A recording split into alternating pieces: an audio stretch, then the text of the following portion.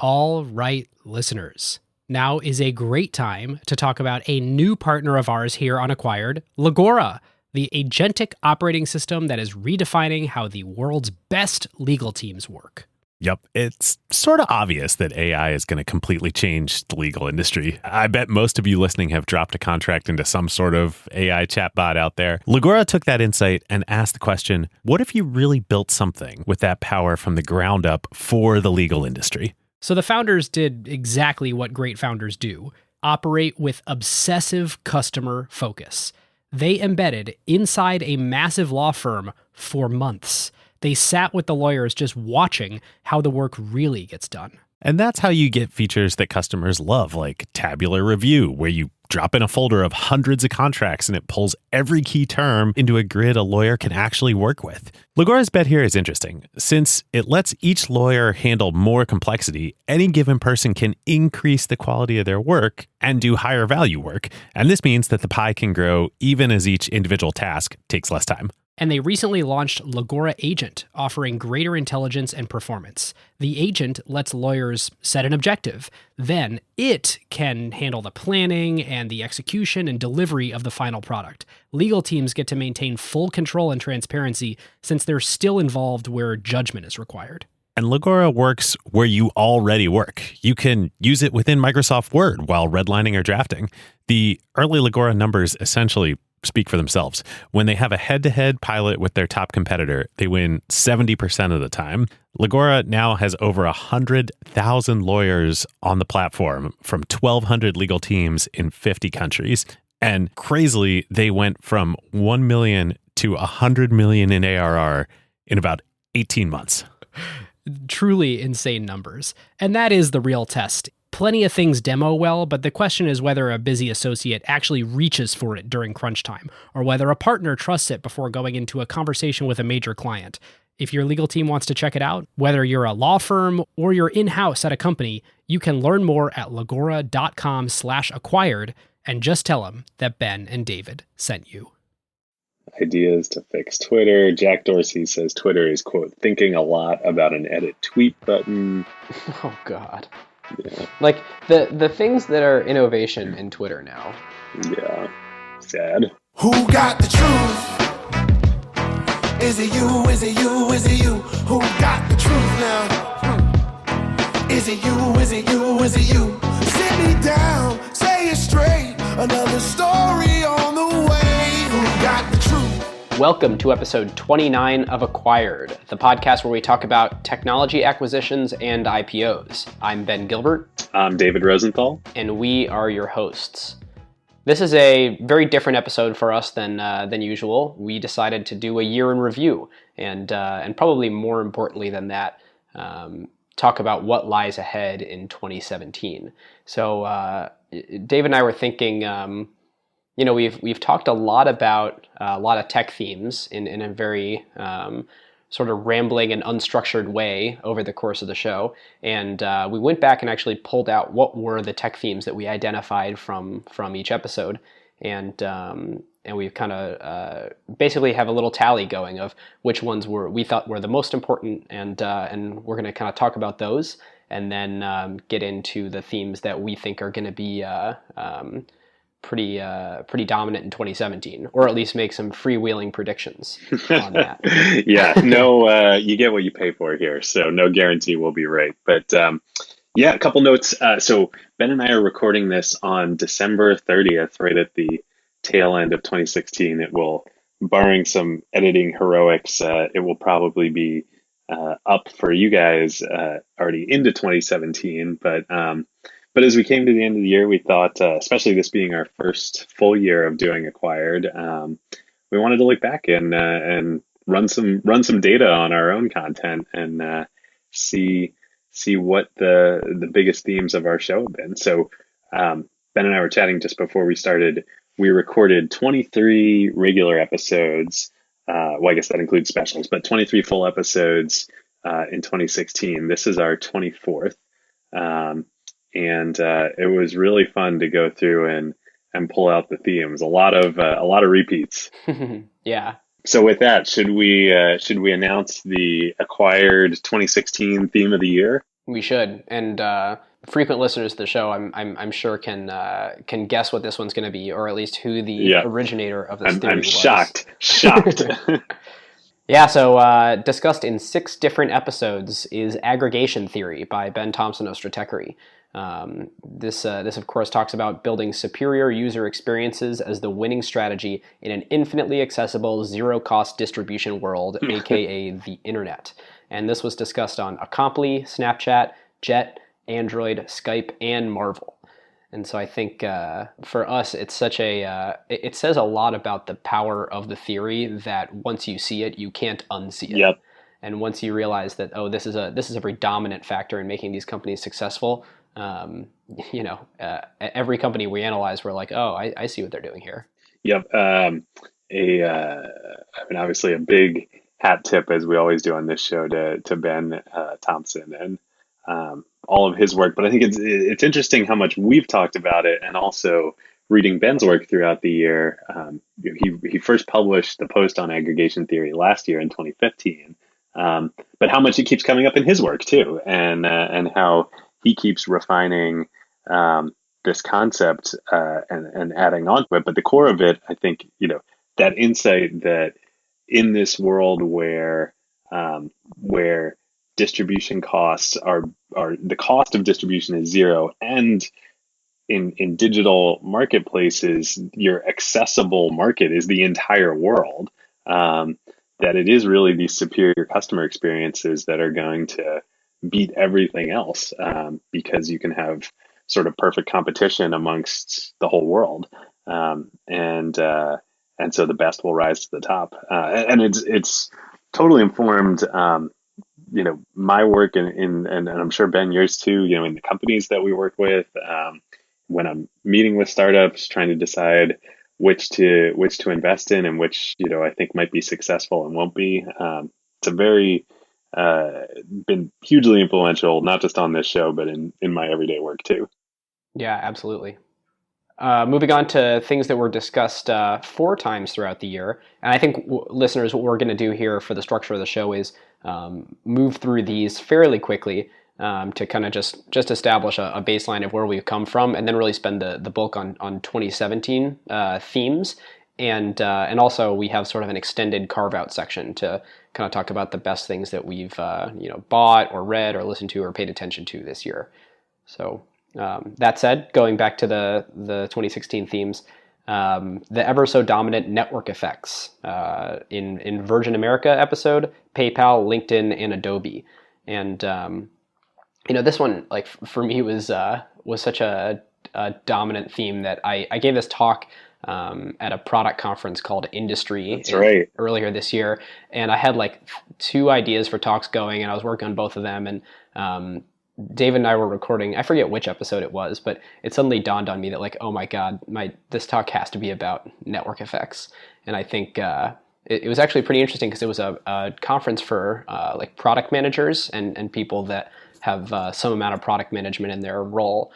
And it was really interesting to take sort of a venture lens to a product audience and talk about building network effects and virality and dependencies on the rest of your user base into the core product, and rather than thinking about it as kind of an afterthought.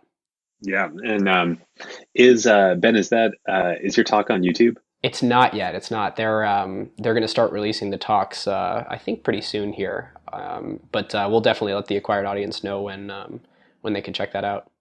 Yeah, it's I got the privilege of seeing Ben's slides and hearing a first draft of the talk, and it was great. So we'll be sure to share that with you guys. And on this one, I think what's one of the things I learned doing the show this year and thought about is how rare like true strong form network effects are, and talking about it on these episodes. We spent a lot of time on LinkedIn, and when we graded that episode, talking about how that is one of the very few really, really strong form network effects out there, and it's striking to me that all the companies we covered, some have varying degrees of them, but only a few, Facebook, Snapchat, LinkedIn, have this strong form effect. So Yeah, it's really interesting thinking about the strength of the sort of like relationship between the nodes of the network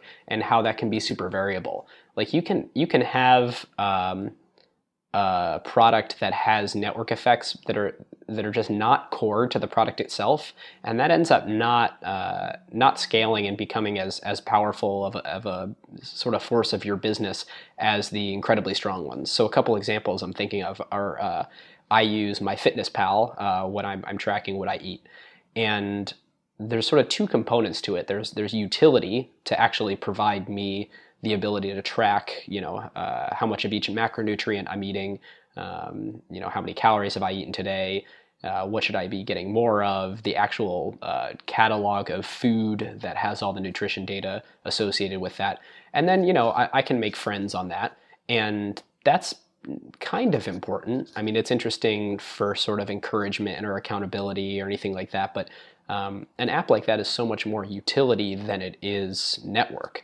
And then you have apps that are sort of a crossover. Like you look at Instagram at first, and there is incredible utility to the fact that you could put filters on photos, and sure, you could share it out to the small network that was Instagram. But ultimately, there was a powerful utility there, regardless of network. Now, that was an amazing product that actually did grow into incredibly powerful network effects. Yep. And then you get into things on the other side of the spectrum that have no utility and are pure network effects, like the telephone. I mean, if you have a communication network, the only purpose of it is to talk to other people on the networks or on the network. And when you think about how entrenched that technology became and how long the telephone has been the de facto means of communication, it's pretty clear that like the more core your network effect is to the product itself, the more power and or I guess staying power that technology has. Yeah, and it's interesting too the maybe a better distinction between, because as I was just going through the list again, I mean, network effects have played a large role in many of these companies we've talked about, but there's the strong form single platform network effects that Facebook has, that LinkedIn has, that Snapchat has, and then there's the two-sided network effect that marketplaces have, of which we spent a lot of time on this show between Amazon and Skype. Well, Skype is also a strong form single platform network effect, but YouTube, where you have supply and demand getting matched, and that can also be a strong network effect, but it's so much harder to get going because you have to bring both of these sides together. Whereas the single platform strong form effect, where it's literally Ben, you being on Facebook makes Facebook more valuable to me, whereas you buying stuff from Amazon only indirectly makes Amazon more valuable to me. Right. Oh, great point. There's so few companies that can achieve the scale in that single platform, and then once you do, just the defensibility is pretty much unbreakable. Yeah, it's funny. I was reading a thing. It was reflections of Obama on his presidency, and he was talking about. Actually, I think this quote was from one of his aides, but talking about how important the telephone was to the Obama administration, and how amazing it was that that's the way that he speaks to other world leaders, and Yeah. how that's pretty much unchanged over the last, I don't know, however many decades. But we have all Yeah. this new technology, and he was notoriously a BlackBerry addict, but the phone is ubiquitous. It's especially for landlines, pretty high quality, secure. It's it's one of those. Well, and that's the classic case, right? Of like two world leaders, the value of the telephone is solely in the fact that other world leaders are available via the telephone. Yeah, exactly.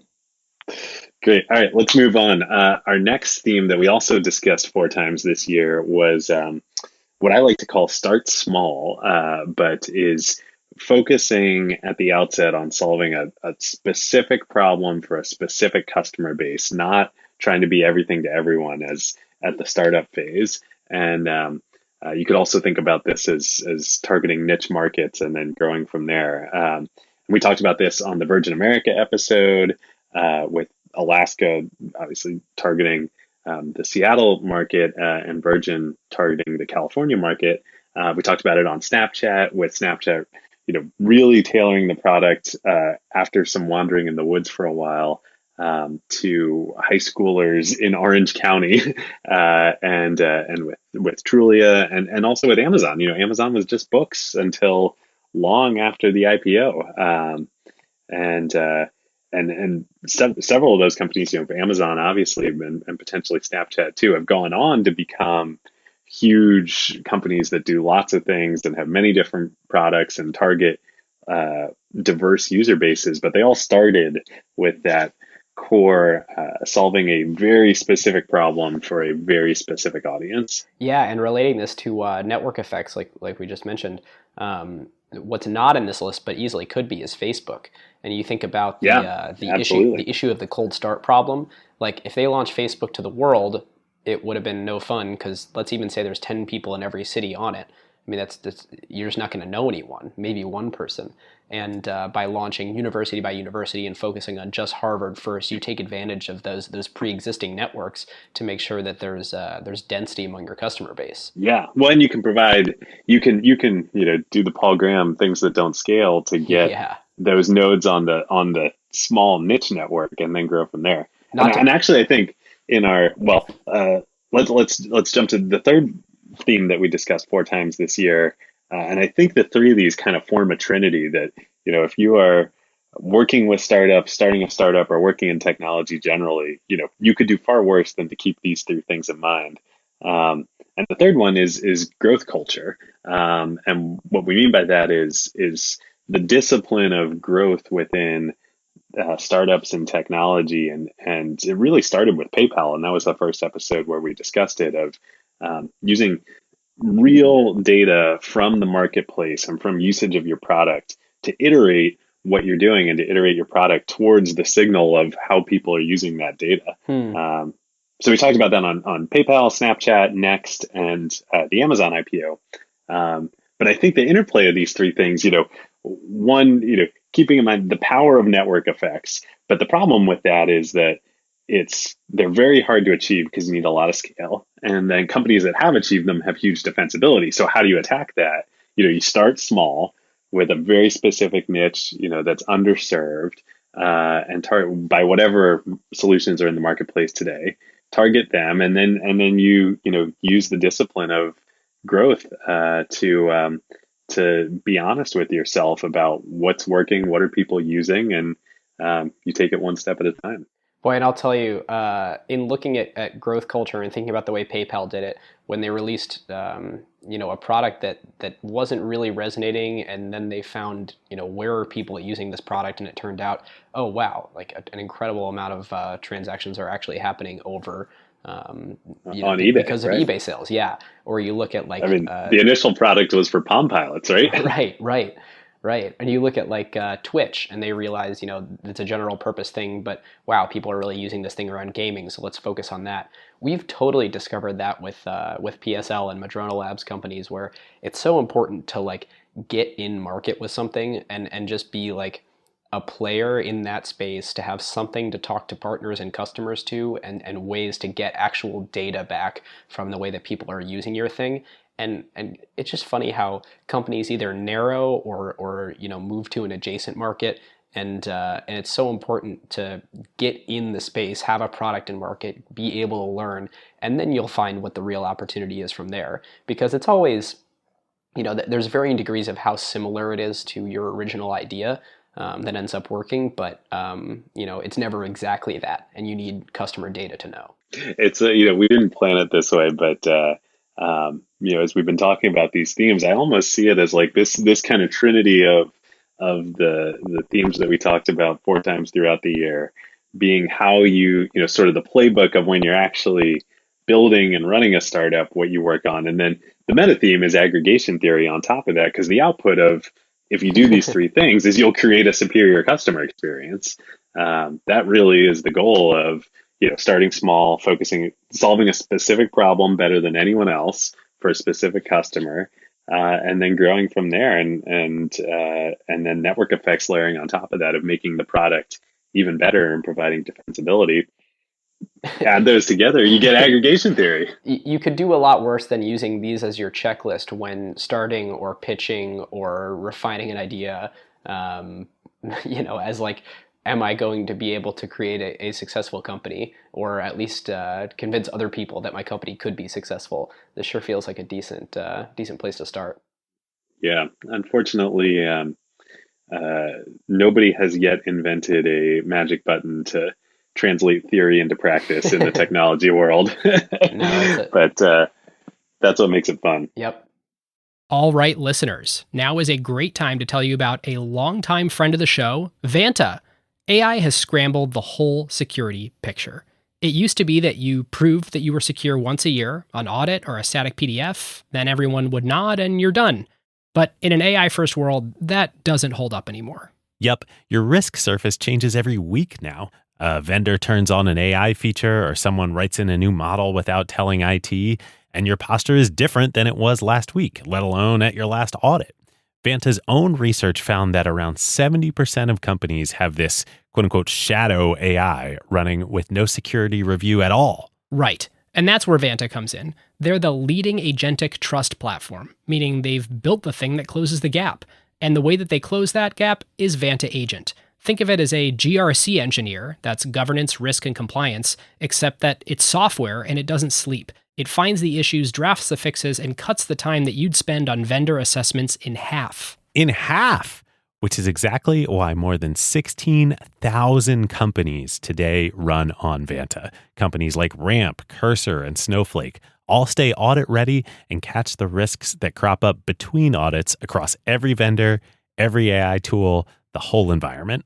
And that's the real value. Trust has to be continuous now, which is why Vanta automates your security, your compliance, and the work to earn and prove trust. We're huge fans of Vanta over here, and literally hundreds of acquired listeners have become Vanta customers at their companies over the years. So you can get $1,000 off Vanta at vanta.com/acquired. That's VANTA.com/acquired for $1,000 off, and just tell them that Ben and David sent you. All right, moving on to things we've discussed 3 times. The flywheel is a big one with Lucasfilm, Yep. Marvel, and the Amazon IPO episode. And I think I look at a flywheel as a sort of a very specific type of network effect where any increase in one piece of your business adds momentum and grows an additional part of your business. Amazon and Disney, of course, being classic examples of this. Disney with movies that feed into theme parks, that feed into TV shows, that feed into merchandise, and then Amazon with the ability to create a better experience through lower cost, building more customer trust, driving more traffic, and then their ability to continue and grow and scale from there. So Yep, and it's Amazon is definitely a two-sided network effect, or I guess now with AWS, all of the different businesses that Amazon has multi-sided. But for them, the flywheel is about adding to one side of the network effect and then that pushing the other side. Disney and the companies they've acquired in their flywheel, I don't know how much it's about a network effect, but it almost makes me think more of like economies of scale and sort of old world businesses. But I guess you could argue to the extent that people come, that consumers come to see content, that the more consumers they have coming to see Disney content, the more they can channel those consumers into other Disney content.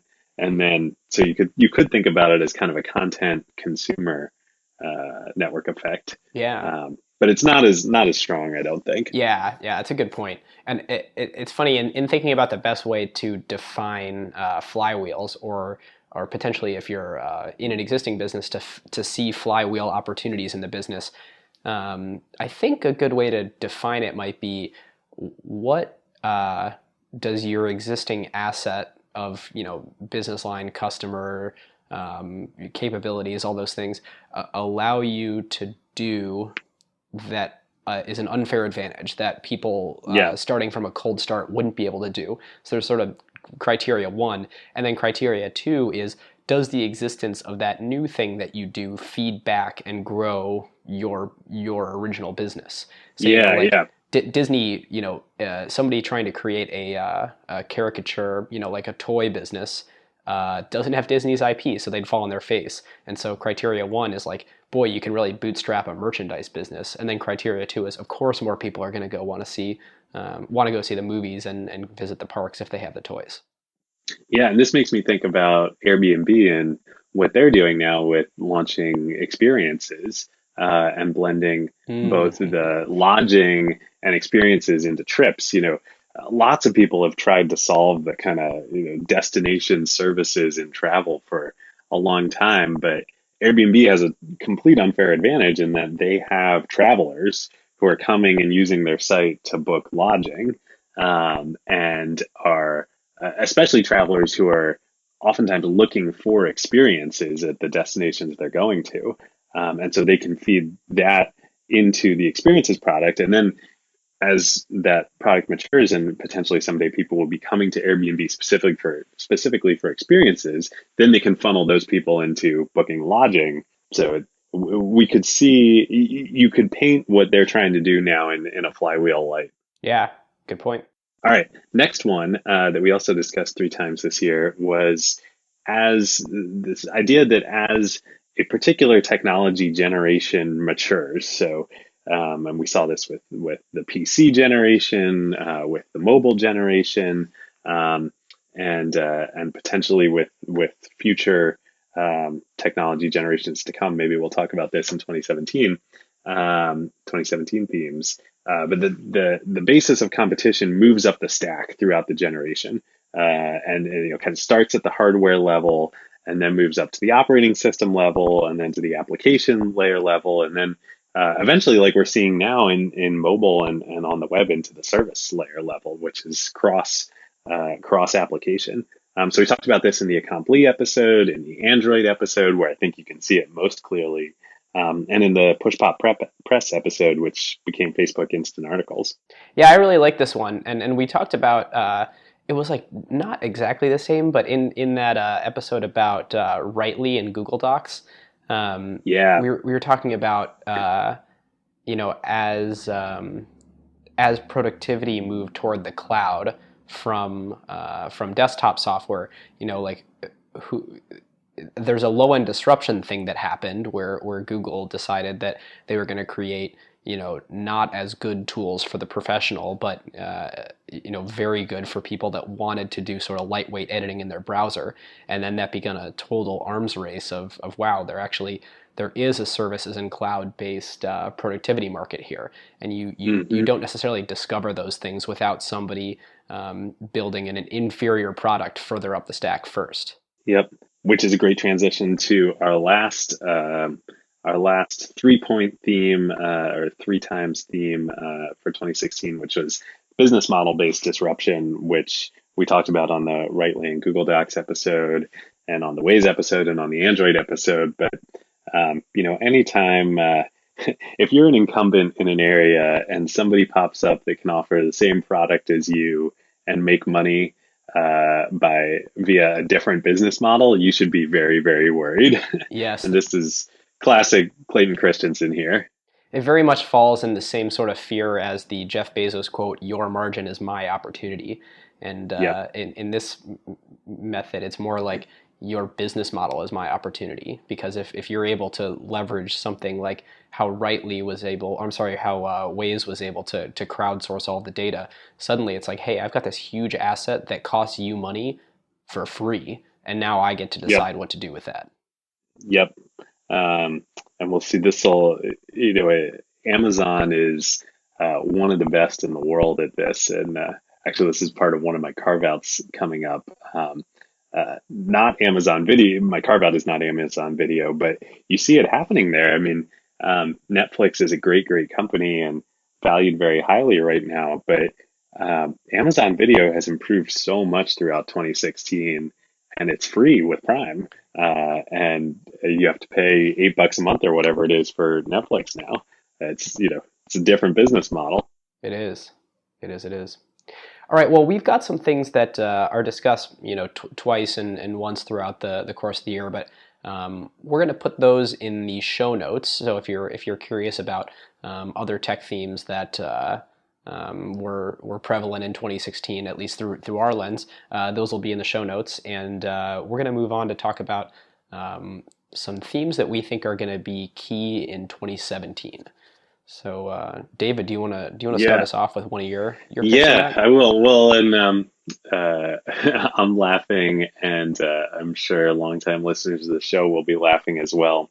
But the first one I wanted to talk about is I think aggregation theory is going to continue to be critically important, and one of, if not the clearest lens through which to view uh, opportunities and challenges and disruption that's happening, not only in tech going into 2017, but I think in the world broadly too, in society. I mean, Ben Thompson has had some great posts, really great posts in the back half of the year here, talking about uh, how you can apply that lens, the aggregation theory lens, to looking at politics, and obviously the U.S.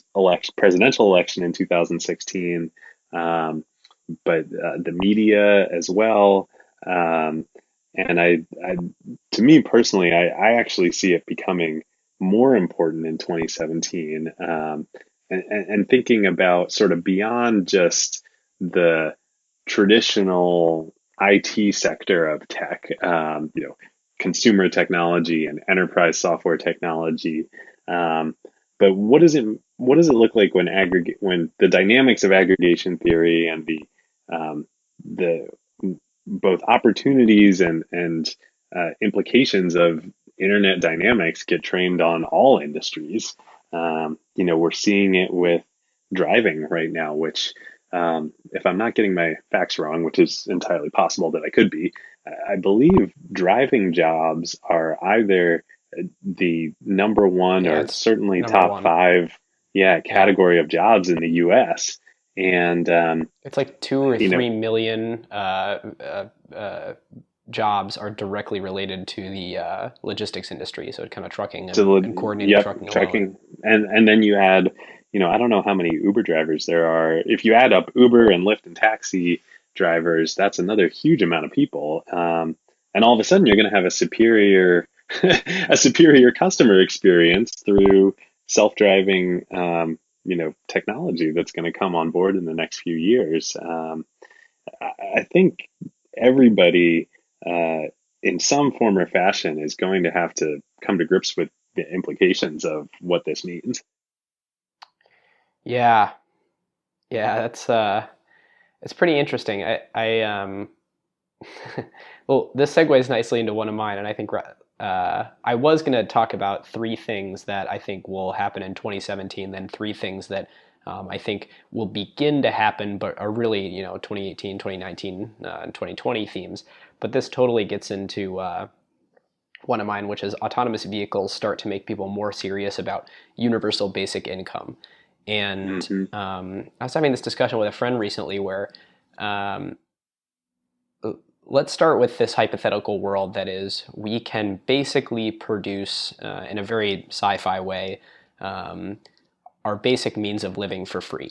We create technology that is efficient enough that, let's say that we can have farms that have all autonomous equipment that are powered by solar arrays of, renewable free energy, and can deliver all these ingredients to people basically free of charge. So we have clean water, clean food, entirely for free, and maybe it's even possible that transportation is there too. So, then there's things like shelter, other basic things that you need to live that aren't free. But we're going to start trending toward this world where we could provide those things for everyone.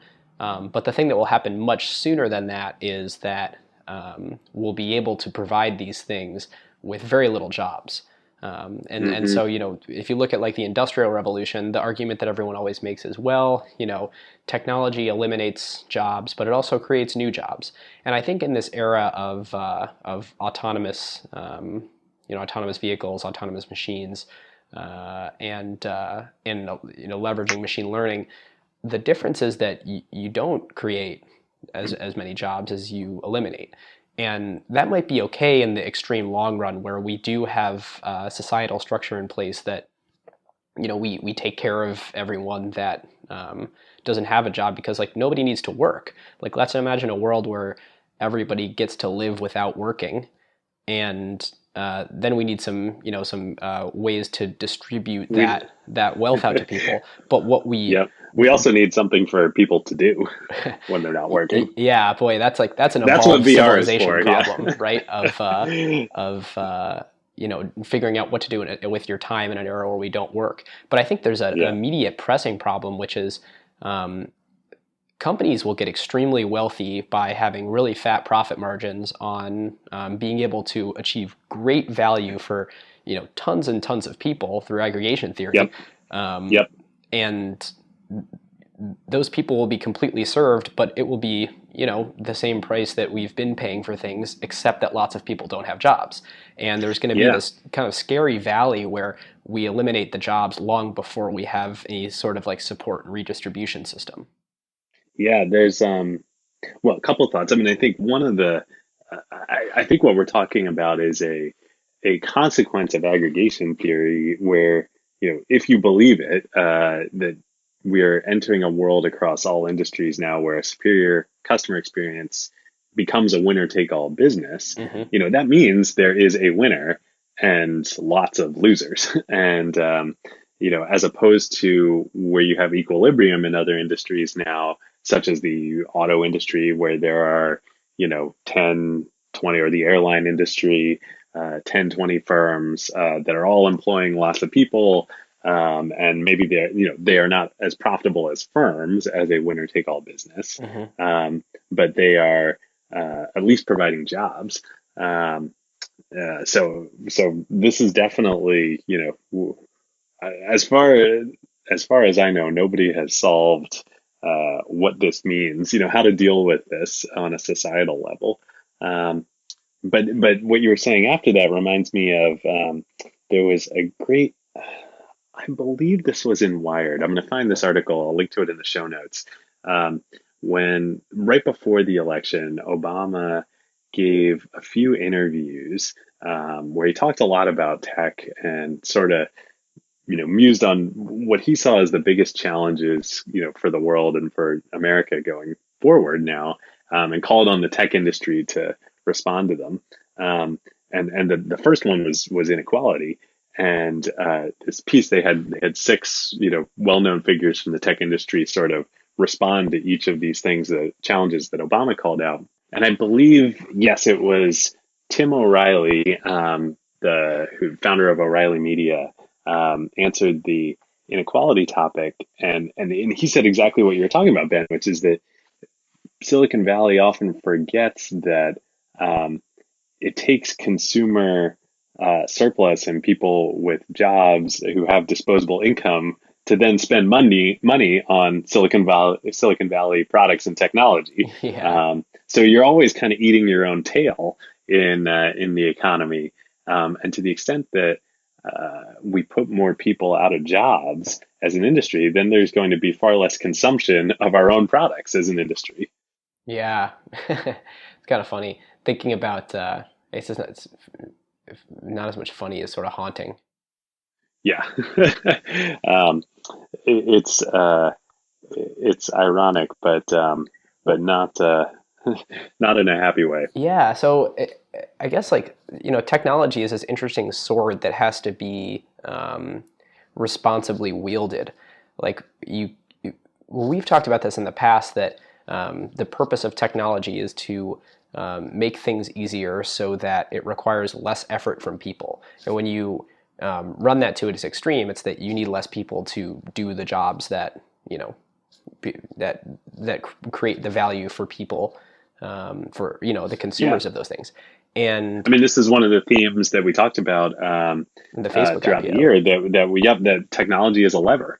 It doesn't mean technology is like not like it's Excalibur, right? It's not like it's a sword for good. Like Right. It magnifies what is going on, whether that's good or evil or indifferent. It just magnifies the consequences. Yeah. So in having this ability to create incredible automation and incredible value without human input. I don't think we've necessarily figured out what a societal structure is in a world where technology is so powerful. And I think a lot of the things that we take for granted in a society that is a democratic republic and it has a capitalist economy function pretty well in a world where aggregation theory and automation is not so powerful. But I think we could be forced to do some serious rethinking in the coming decade as these new harsh realities come to light, and think about like, boy, if we just pure capitalism may not actually work anymore. Or I think I'm venturing into dangerous territory there, but we are. Well, we're gonna have to call my wife Jenny onto the show as a guest expert for this. She's a PhD in the humanities and thinks a lot about this. But I think channeling her, she would say, we have been in a late capitalist world for a long time. I mean, at least since the end of World War II. And this is kind of the hallmark of late capitalism, which is that you have rapidly increasing wealth inequality, and then the theory is that it ends in a communist or socialist revolution. We'll see. Not predicting that will necessarily happen. Right. But that's the direction that if you look at like Europe, that political economies there have been moving towards over the last 20 years or so. But it's also a world where innovation isn't encouraged as much as it is in a purely capitalist society. Yeah, maybe. I think then you start diving into what are human motives besides economic ones. Right. Like, if you look at like the reason, Daniel Pink has done a bunch of research on this, like what makes people happy in their jobs. It's not really money, it's autonomy, mastery, and purpose above once you hit a certain dollar amount of sustaining yourself. And if you think about, that on one hand, and you look at sort of like the things that motivate people in general, money, power, love. There's a lot of like very core human things that we often like wrap up with how much money someone makes, and people often define themselves by their job, and their value in the world is so tied to that. And I think what we might start seeing, and maybe not in 2017, and maybe not for a while, but once we get to a kind of a post-scarcity society, is a place where we start defining ourselves and doing things, I think, by different measurements. And actually, I'm glad you brought that up, because I'm catching myself sort of falling into a trap that I think a lot of people and a lot of economists have for a long time. I've been reading a bunch of economists lately, and realizing that classical and traditional macroeconomics is kind of like voodoo, right? Like, and not effective voodoo. Like, it's really deeply flawed. And one of the assumptions that is really flawed in it is that every individual is a rational actor, B has perfect information, and C is motivated by money and wealth. And that's been, all of those three of those things have been proven to be just not true. Are you reading Kahneman right now? I have not yet started reading The Undoing Project, but it's on my list. But no, I've been reading Tyler Cowen's blog, The Marginal Revolution, and a lot of the links and work that he links to and posts there. And he's sort of one of the poster children for the new breed of economists that reject a lot of these classical assumptions. Oh, that's cool. I'll have to check that out. Yeah. Well, should we move on to one that I wanted to bring up on a sort of looking more on the bright side note of all of this that we talked about on the Facebook IPO episode is I'm hopeful that 2017 sees, at least starts to see the beginning of the end of this stay private longer theme. Mm. And startups, private technology companies delaying their IPOs indefinitely. It sure looks like we're going to see a Snap Inc. IPO in the first half, maybe even the first quarter of 2017. And I'm really excited and hopeful to see what that does for the market. Lots of questions to be answered, both about the company and what valuation they end up getting, both at pricing and how the stock trades afterwards. But I hope that I'm encouraged by their courage, again, to quote unquote word of 2017 of 2016 Thank you, Phil Schiller. in doing this. Yeah, thank you, Phil Schiller. So I hope we see more companies that are building long-term sustainable businesses get the courage to go public. Yeah, and it's not clear to me if it's like courage, like they're taking some big risk necessarily that being private wouldn't make them risk, or that like they're doing it out of some sense of like it's probably like just overwhelmingly the right thing for them to do, so they're doing it. But regardless of motivation, it sure seems like it's better for everyone to have companies IPOing, at or before the 5-year mark, and after, somewhere between like 3 and 6 years, rather than waiting 8 to 10, because it just, we talked about this on the Facebook episode, but like it lets the American public get in on the growth and wealth that is created from late stage American innovation. And I think it also, I think this is something that don't get me wrong, Wall Street has its own set of issues, and the short-term focus on short-term earnings results can be a bad thing for companies of all types. But I think going public, it forces a level of accountability and being forced to see the real picture reflection of your business. That I think in the long term will be good for companies. We talked about on the Facebook, episode. It was, I really think, not being there at the time, but doing all the research and talking through the story, I think Facebook going public forced the company to recognize how big a problem they had in mobile and to move at warp speed to fix it. Yeah, that's a great point. All right, listeners. Now is a great time to thank our longtime friend of the show, ServiceNow. If you are running a large enterprise, AI agents are likely spread across every team, and deploying them is no longer the hard part. Yeah. The hard part is knowing what permissions they have, what employees are using them for, or what decisions AI is making.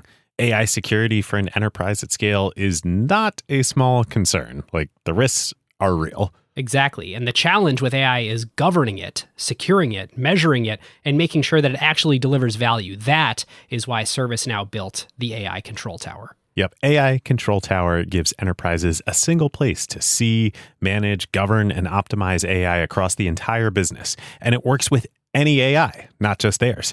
Every device on your network, every permission across every system, every AI agent visible and secure in one place. And ServiceNow can do this because they've spent more than 20 years building the operational backbone of the enterprise, the workflows, governance, approvals, security controls, and institutional knowledge that power how work actually gets done across IT, HR, customer service, finance, and security. ServiceNow already runs more than 100 billion workflows annually and trillions of transactions for more than 85% of the Fortune 500. So when companies need a place to govern AI at enterprise scale, they're building on a platform at the center of how their business already operates. And in a future that isn't going to be one AI, it's going to be thousands of AI agents working across every function of the company.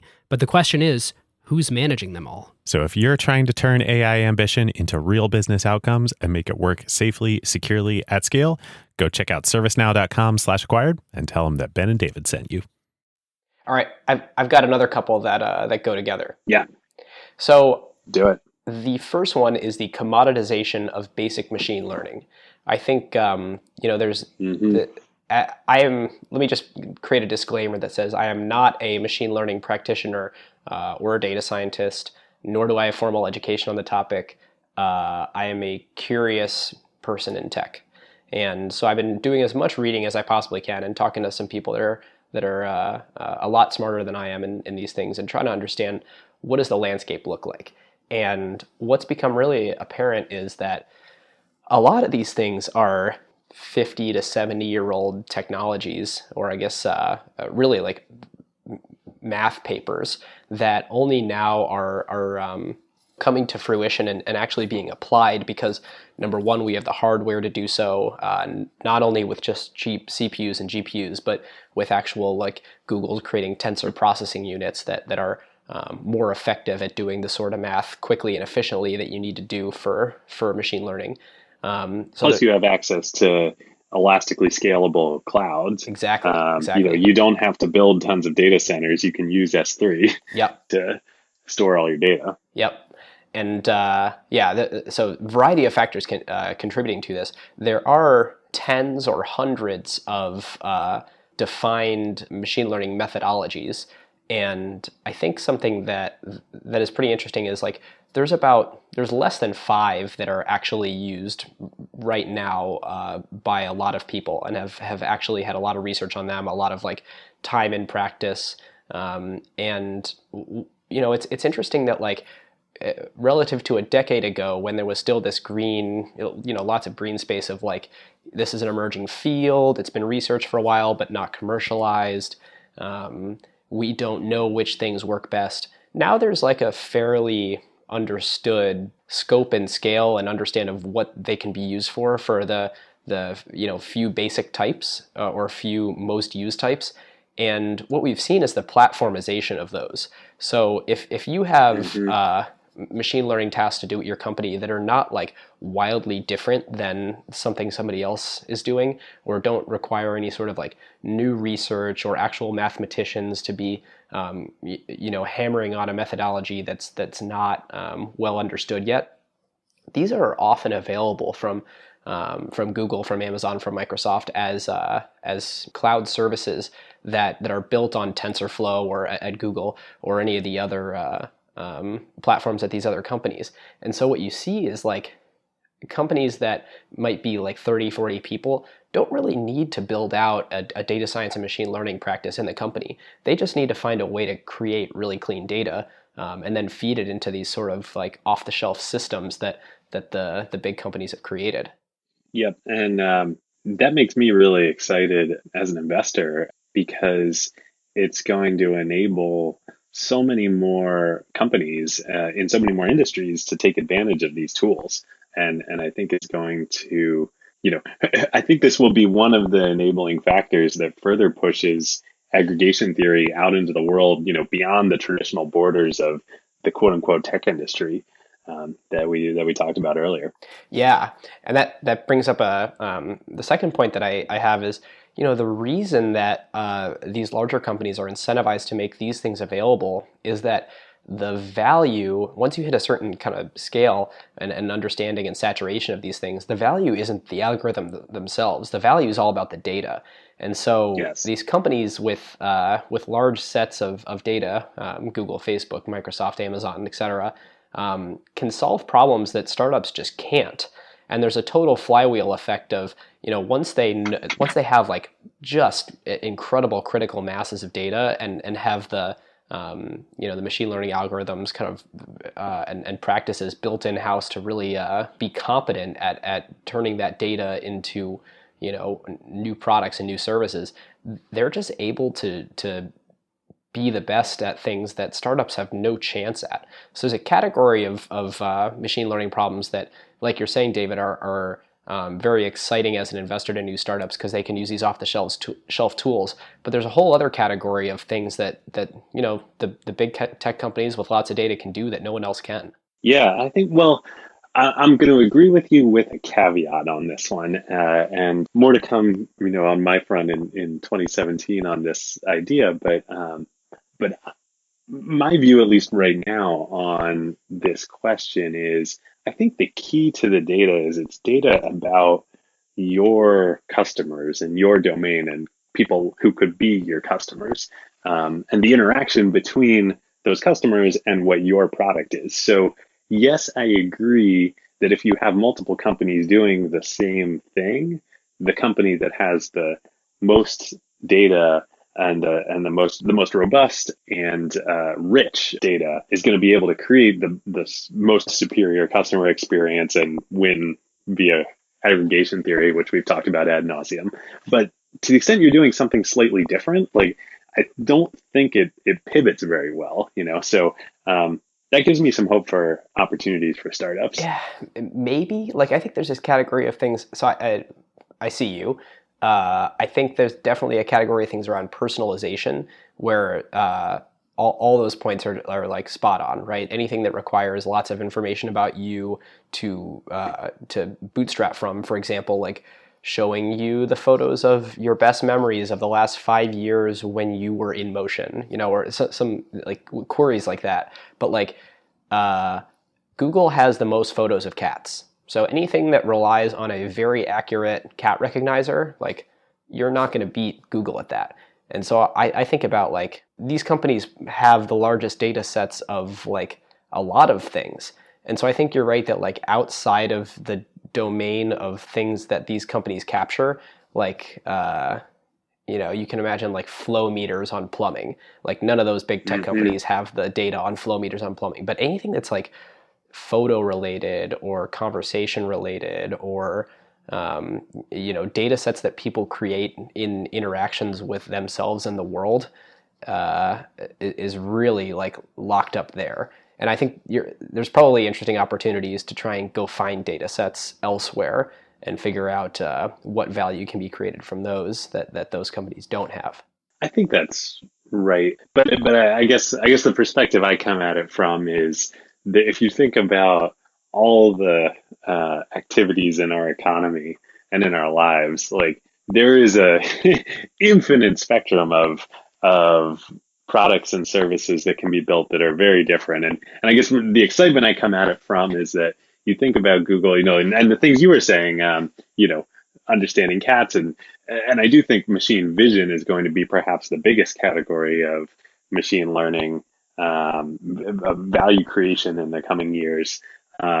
But like, you know, what about a company that I work with that we're investors in Madrona is a company called Booster Fuels, and they deliver gas to your car. And you wouldn't think that that would be driven by machine learning, but it actually turns out that, you know, the route that trucks take to deliver gas is hugely important. And the more efficient you get at that, the better your business, your product will be, and the better your business will be. You know, Google can't do that. So I just think there's, or at least they don't have an unfair advantage in doing that. They don't have an unfair advantage in doing that. Yeah. And even Uber doesn't have an unfair advantage in doing that. So I think there's a big sea out there to fish in. Cool. Yeah, I see you there. All right.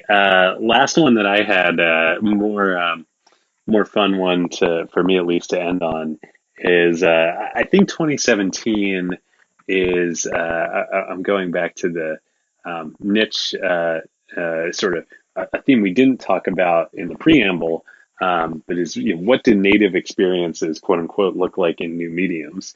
And I think 2017 could be a really interesting year for VR and the whole VR AR industry. And I think we'll get a lot more signal this year on whether VR and AR is going to be a mainstream industry anytime soon, or a large niche industry, or none of the above. And I'm hopeful that by this time next year, we'll have a lot more information on that front. And to the extent that it either becomes mainstream or a large niche industry, I'm really excited to see what native, quote unquote, experiences look like in the VR world. Yeah, me too. Because it's funny, it's like, you remember the first Steve Jobs demo of the iPhone when he pulls up the New York Times and there's no such thing as a mobile optimized site yet, and he double taps to zoom in on all the articles, and you're looking at like a desktop rendered version of the Times. Yep. It's like, what's the equivalent there? Like, what are the native VR experiences that are right now? Like, we're so excited to like, oh my God, we're playing a similar video game but in VR. Yeah. Well, and a lot of the games you're seeing in VR right now are those, oh man, this game that we've always known and loved would be so cool if we could do it in VR, like Right, right. Minecraft or whatever. Like, but what are and I think this is just where the creativity of entrepreneurs is going to come out. It'll be things that you and I haven't imagined yet. And having done a lot of VR experiences myself, I would imagine a lot of our listeners either haven't done many or haven't done any yet. It's very much a bleeding edge niche technology right now, Hmm. but you can see so much potential in the immersiveness of the experience. It's like the anti-mobile in a lot of ways. Yeah, yeah, yeah. I mean, it's right now it's a largely tethered experience that's you don't you certainly can't move around much outside of a very controlled environment.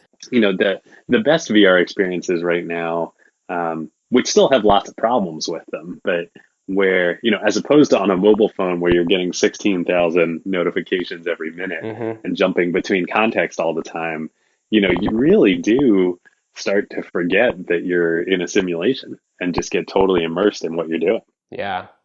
Well, David, I would argue I'm frequently completely immersed in my phone and not paying attention to what's around me. So, It's all a question of what context you're thinking about. amen. Well, hey, I've got one more, and it's more of a question, Yeah, and do it. I'm curious what you think, because for how political we could get on this show, we stay pretty far away from it, even though we sort of discuss societal issues. And I was trying to think through, we've been in this era of rising abundance of both information and physical products over the last several decades. And I was trying to figure out, like, is it possible that we start moving to an era of scarcity of physical products, where Mm. in years past, um, it's been incredibly inexpensive to manufacture overseas, and that's the reason why we can get an iPhone for $600 when it's this incredible magical device. And with the combination of a rising middle class in China, additional countries where a lot of this very inexpensive manufacturing is getting done, becoming more of a developed nation, and then also it's hard to predict what's going to happen, but all indications lead toward we may have a little bit more restrictions and tariffs on trade to Hmm. encourage things to be built in America under the Trump administration.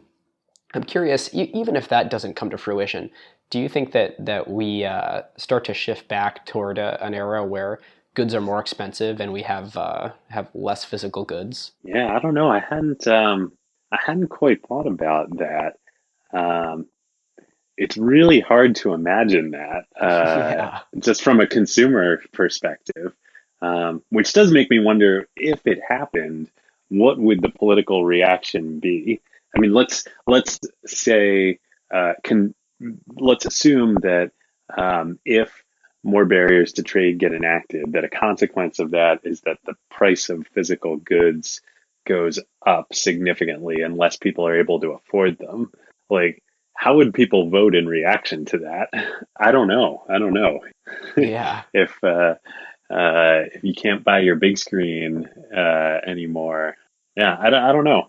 It's at the same time, like, we also live in this moment where, one of the books I read this year was one of the top selling books of 2016 was that the life changing magic of tidying up, the Japanese art of decluttering, Hmm. all about removing physical things, that there's too much.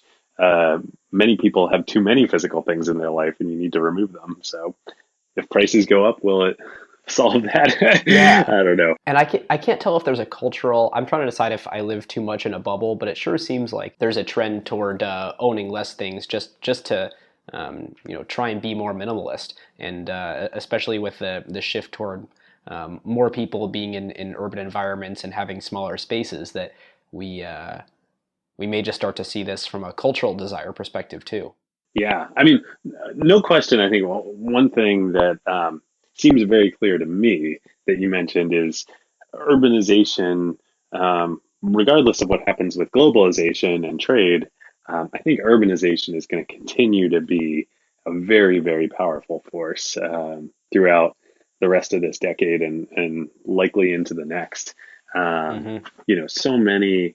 for a whole variety of reasons. So many people in this country and around the world are migrating to cities, and the net migration to cities that I think is happening is gonna force a lot of this change. The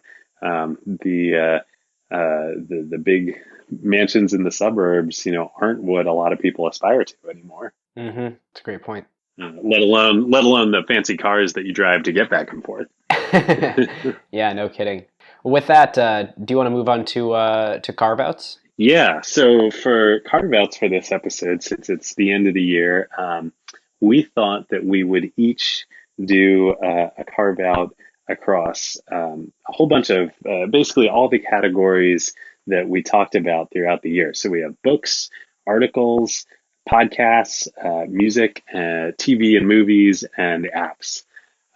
Should we start with books?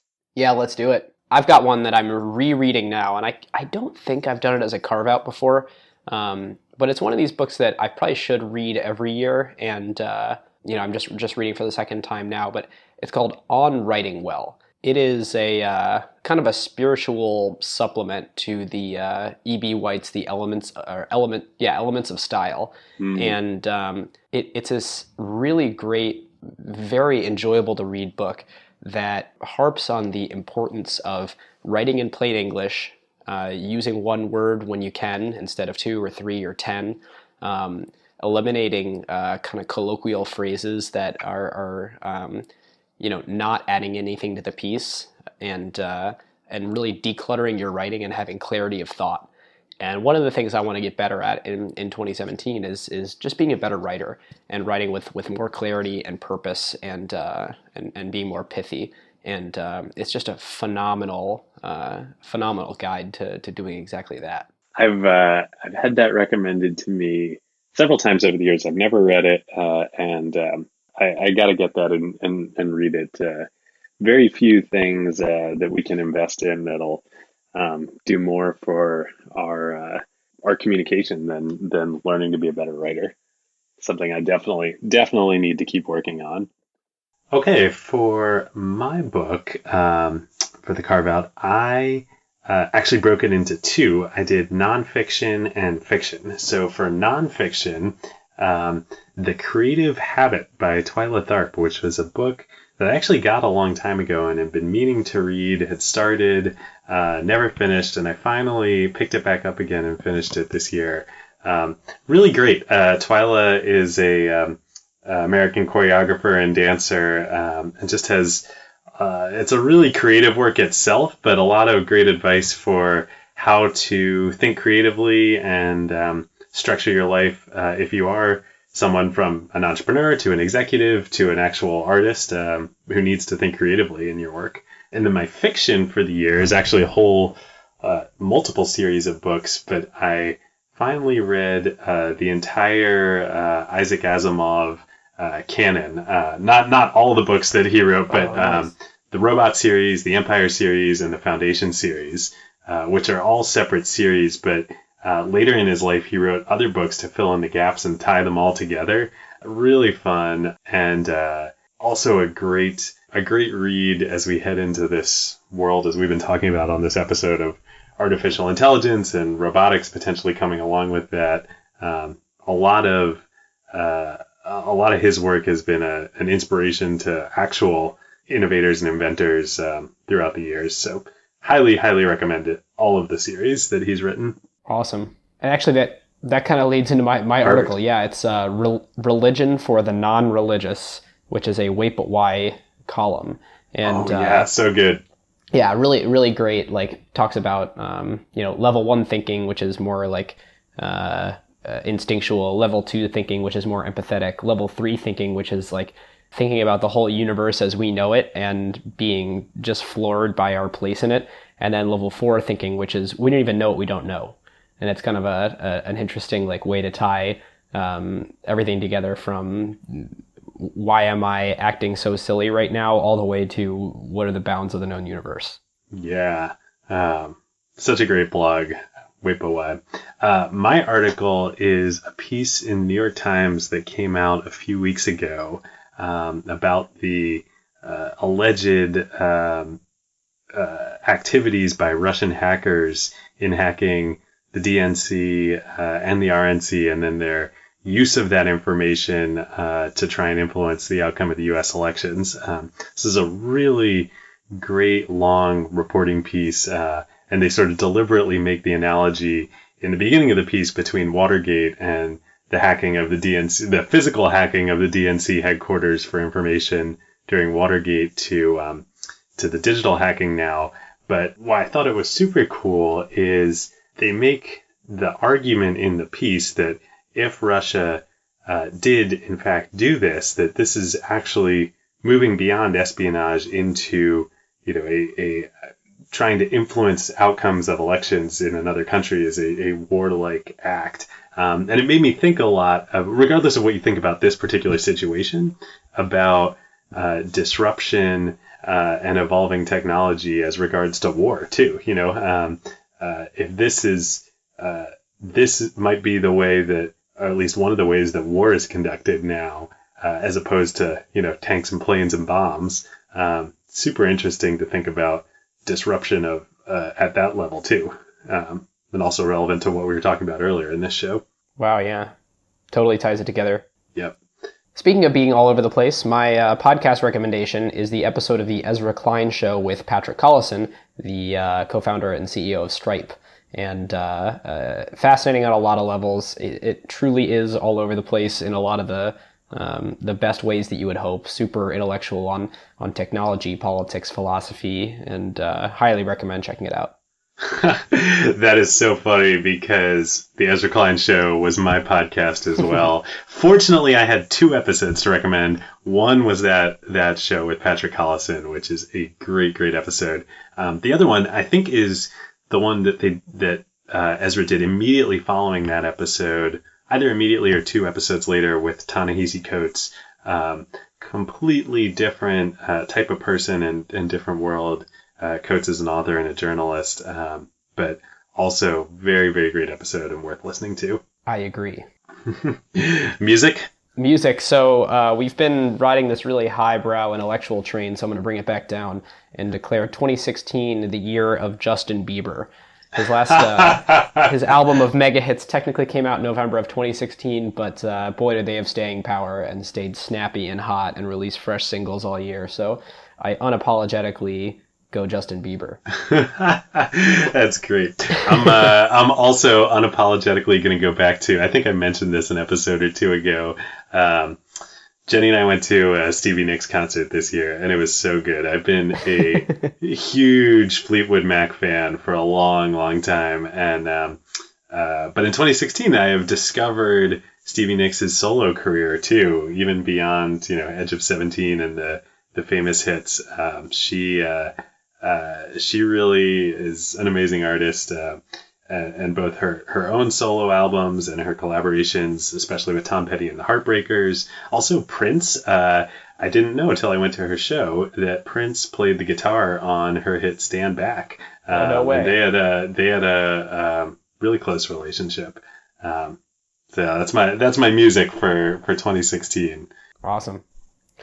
So my TV or movie is Westworld, the HBO show. I mentioned it as my Carve Out a few episodes ago, but that was the piece of entertainment of 2016 for me. It was so thought-provoking, worth watching twice, worth listening to podcasts about, worth talking to your friends about, and reading the subreddit and diving in. It is J.J. Abrams and Jonathan Nolan at their absolute best. So I'm gonna bring it down even further here. I haven't gotten into any of the heady great television that's being produced these days, but my video content of the year was Rogue One. So good. If you haven't seen it yet, I know it's gotten somewhat mixed reviews, but I thought it was just fantastic. Ben and I saw it together on opening night. It was a blast. I've seen it once more since then, and I would totally go see it again. The Force is with me, and I am with the Force, David.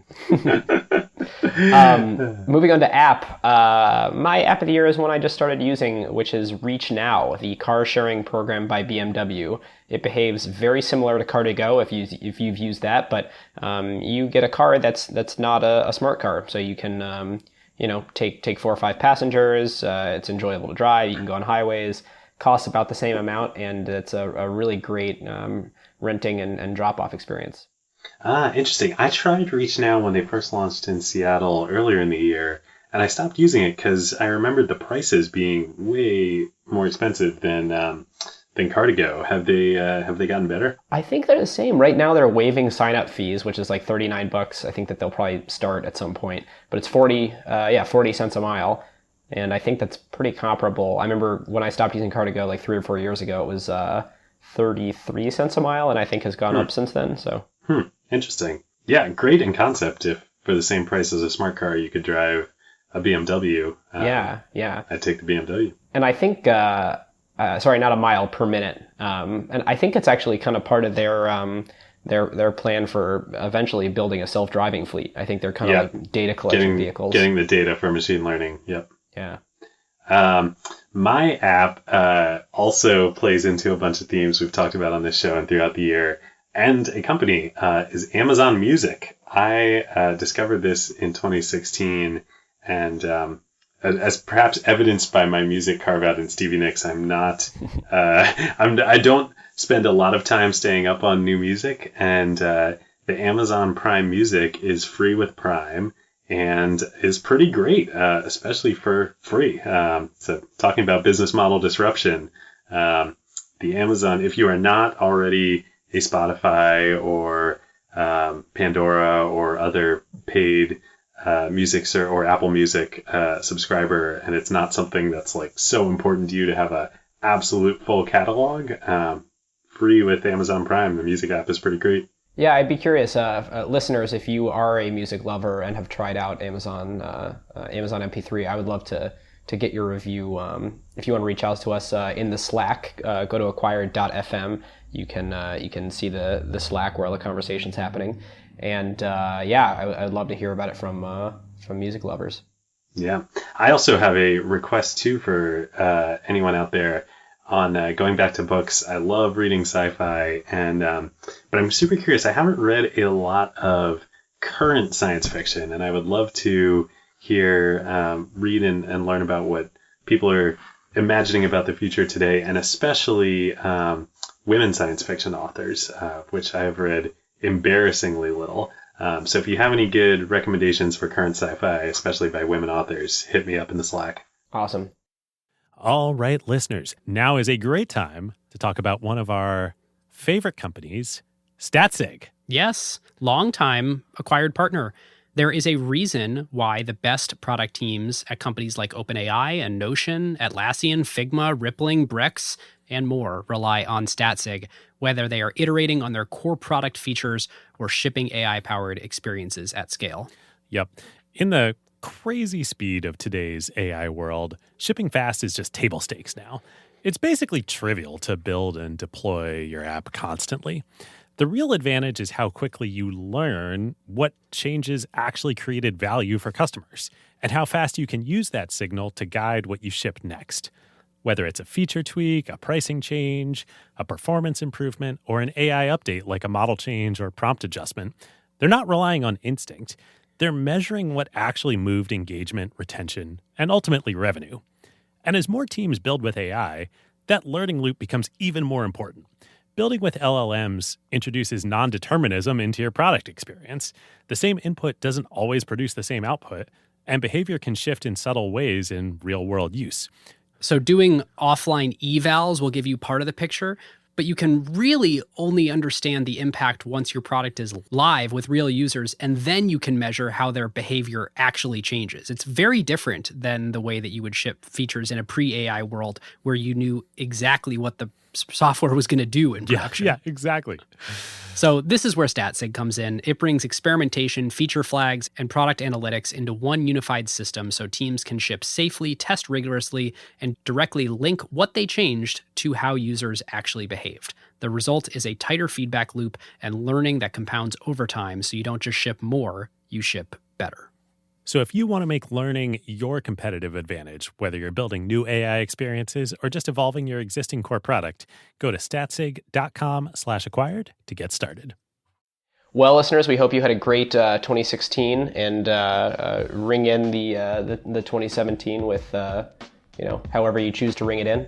It's probably a week or so in right now, but we hope you have a great year. If you have been listening to the show for a long time, or even if you're brand new and enjoyed the episode, we would love a review on iTunes and to share it with your friends and colleagues or anyone that you think would be interested on Twitter or just email or word of mouth. So thank you so much for being a listener, and have a great year. Happy 2017. We'll talk to you soon. Who got the truth? Is it you? Is it you? Is it you? Who got the truth now?